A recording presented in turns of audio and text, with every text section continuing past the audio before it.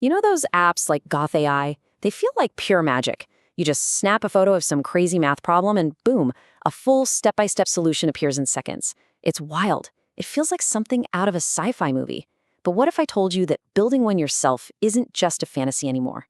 So let's do this. Let's dive into the actual roadmap for creating a powerful AI math solver completely from scratch. I mean, that's really the core question, isn't it? How on earth can an app just look at a picture of your messy notebook and somehow figure out a calculus problem? It seems totally impossible. But the secret is, it's actually a brilliant combination of a few different technologies all working together in perfect sync. And that's exactly what this is all about. We are going to walk through every single step, from the very first idea all the way to a finished, polished app. This is the blueprint. Okay, so first things first, before we even think about writing a line of code, we have to understand how it works. We need to kind of reverse engineer the magic here and see what's actually happening under the hood the moment you upload that photo. Right, so the secret sauce here is that it's not just one giant AI brain. Think of it more like a sophisticated pipeline, or maybe an assembly line.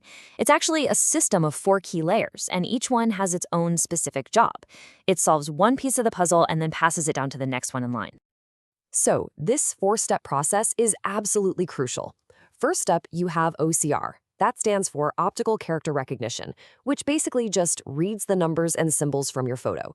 Then step 2, parsing, takes that messy data and cleans it up into a perfect mathematical expression. Number 3 is the reasoning engine. This is the real brain of the operation. It actually solves the problem. And finally, you've got the explanation generator, which writes out the steps to teach you how it got the answer. All right, so now that we get the what, it's time to dig into the how.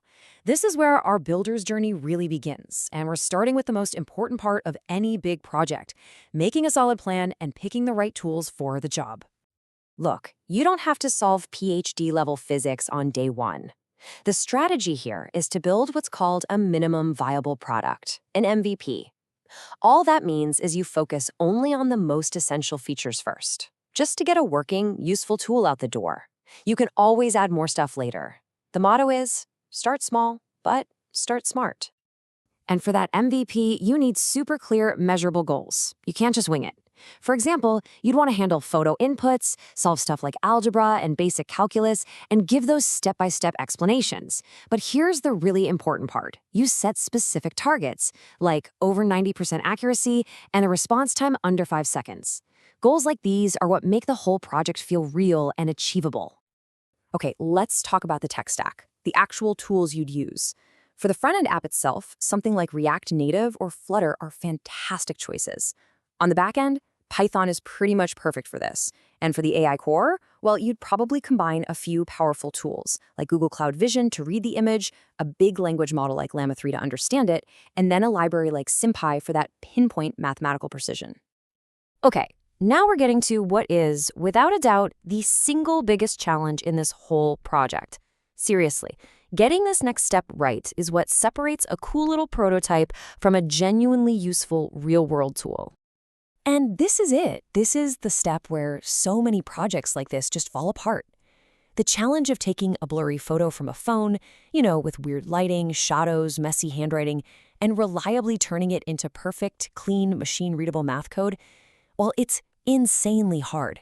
This is the absolute make or break moment. So to tackle this challenge, you've basically got 2 main paths you can go down. Path A is the simpler route. Just use a ready-made service. An API like MathPix, it's super fast and honestly incredibly accurate. Path B is, well, it's for the more adventurous. You can run your own open source model. This gives you way more control, but it also means more work, like having to fine-tune it on special datasets to get the accuracy up. Okay, so let's say you've successfully turned that messy photo into clean code. Great. Now you have to actually solve the problem. It's time to build the brains of this whole operation, the reasoning engine. And just like before, you've got options here. You could go for a pure large language model approach, which is definitely the fastest way to get something working. Or you could use a hybrid model, which is what I'd recommend. This basically combines the best of both worlds. You use a symbolic engine like SymPy for flawless calculations, and then you use an LLM to generate the easy-to-understand, human-friendly explanations. For top-notch accuracy, that hybrid approach is the way to go. Now this is where it gets really interesting. It's all about how you talk to the AI. You don't just throw the problem at it. You give it a role, a persona. You basically say, hey, you are an expert math tutor. This is called a chain of thought prompt. You're literally telling the AI to think step by step, just like a real tutor would, and it dramatically improves the quality of the final solution. And we have to remember, just getting the right answer isn't enough, not by a long shot. People will stick with your app when the explanations actually feel human. A great solver doesn't just give the answer. It breaks the problem down into logical chunks, it tells you what rule or theorem it's using, it shows its work, and it might even point out common mistakes to avoid. That's what builds trust and turns a simple calculator into a genuine learning tool. Okay, we have our plan, we've picked our tools, and we've figured out the core AI logic. Now it's time for the final sprint, putting it all together into a slick, polished app and actually getting it out there for people to use. The user experience here has to feel completely seamless, almost like magic. So the ideal flow is something like this. You open the camera, and it instantly spots the math on the page. You tap to capture it. Then, while the app is thinking in the background, the solution starts streaming back to your screen, word by word. That token-by-token streaming makes the app feel incredibly fast and responsive, even if the server takes a couple seconds. And through this whole building process, you've got to keep your eye on the prize. Remember that 90% accuracy target we set for the MVP? Well, that's not just some random number. It becomes your benchmark. It's the number you test everything against, every code change, every new model. It really is your North Star for quality. Now here's a little pro tip for once you launch and start to scale up. You'll realize that most people are solving the exact same problems from the exact same textbooks. So by using a really simple caching system like a superfast database called Redis, you can just store the answers to common questions. Doing this can slash your server costs by over 70%. That is a huge, huge saving. So once your basic solver is working well and it's accurate, that's when you can start adding the cool features that make you stand out from the crowd.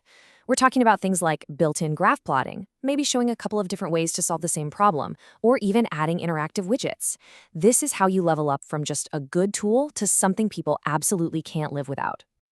So let's kind of bring this all home. Look, building a math solver at this level, it's ambitious, let's be real. There's no doubt about that. But with the incredibly powerful open source models and cloud services we have available today, it is 100% achievable for a really dedicated developer or even a small team. And that really gets to the core of the opportunity right now. These incredibly powerful tools are no longer locked away. What used to require a massive corporate research lab is now accessible to almost anyone. The field is just wide open for the next big thing, and with a roadmap like this, well, you've got the perfect starting point. You know, this whole process we just walked through, breaking down a big, complex problem, picking the right tools, and then building a solution step by step, that doesn't just apply to math problems. It applies to, well, almost anything. So really, the final question I have for you is, what problem are you going to solve first?